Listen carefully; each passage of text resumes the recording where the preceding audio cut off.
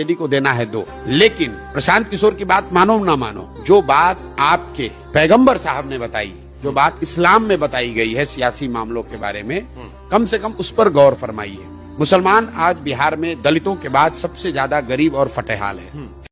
तो मैं उनको कुरान के हवाले से बताता हूँ कि भाई पैगंबर साहब ने कहा कि जिस कौम को अपने रहनुमाओं की समझ न हो उसके ऊपर जालिम हुक्मरानों को मुसल्लत कर दिया जाता है। तो अगर आप ये कह रहे हैं कि आज के हुक्मरान जालिम हैं, तो पैगंबर साहब की बात कही हुई गलत तो हो नहीं सकती। पूरे लाइन को पढ़ो। उन्होंने कहा कि जालिम हुक्मरान आप पर तब मुसल्लत किए जाएंगे जब आप गलत रहनुमाओं का चुनाव करेंगे। तो आप खुद ही कह रहे हैं कि आज के जो रहनुमा हैं, आपने जिनको रहनुमा बनाया, आज के जो हुक्मरान है वो जालिम है। इसका मतलब है कि जिसको आपने रहनुमा बनाया वो गलत आदमी था। कुरान की शुरुआत का पहला वर्ड है इकरा।